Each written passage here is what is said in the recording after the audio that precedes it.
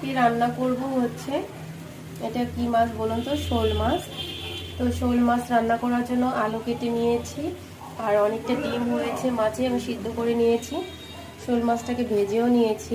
শোল মাছের জন্য মশলা কষাচ্ছি।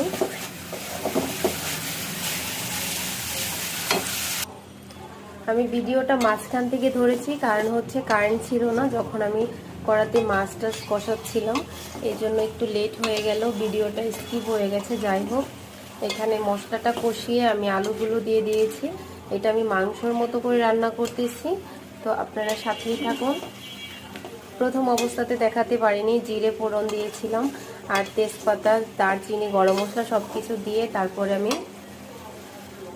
মশলা কষিয়েছি। এখানে পেঁয়াজ বাটা, রসুন বাটা, আদা বাটা, আর হচ্ছে গরম মশলার গুঁড়ো, তারপরে হলুদ মরিচের গুঁড়ো সব কিছু দিয়ে সুন্দর করে এখন এই তো এটাকে কষিয়ে নিচ্ছি। তো কালারটা কিন্তু সুন্দর আসছে, আর কারেন্টটাও চলে আসছে। এখন একটু দেখতেও ভালো লাগতেছে। কারেন্ট না থাকলে আসলে ভিডিও করা খুবই কষ্ট হয়ে যায়। আর মাছগুলো তো আমি আগে থেকেই ভেজে রেখেছিলাম। এই যে মাছগুলো ভাজা হয়ে গেছে, দেখেন মশলাটার কালারটা কত সুন্দর হয়েছে।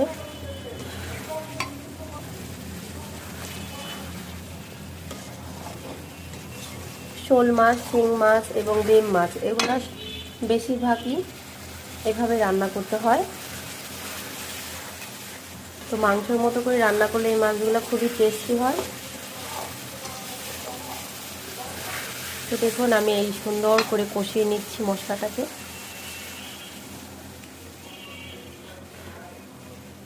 মাছের ডিমটা যে আমি সিদ্ধ করে রেখেছিলাম, ওই ডিমটাকে এই মধ্যে দিয়ে দিলাম।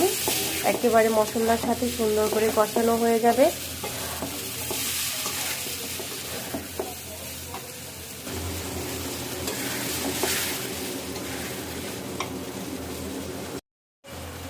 মাছটা কষানো হয়ে গেছে, এখন আমি এতে জল দিয়ে দেব।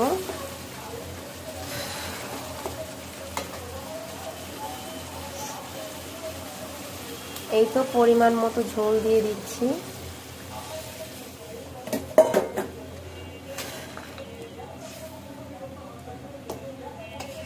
কালারটা খুবই সুন্দর আসছে।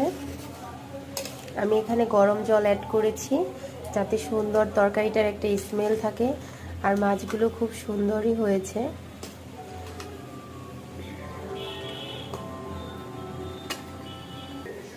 এই তো ঝোলটা ফুটে আসবে।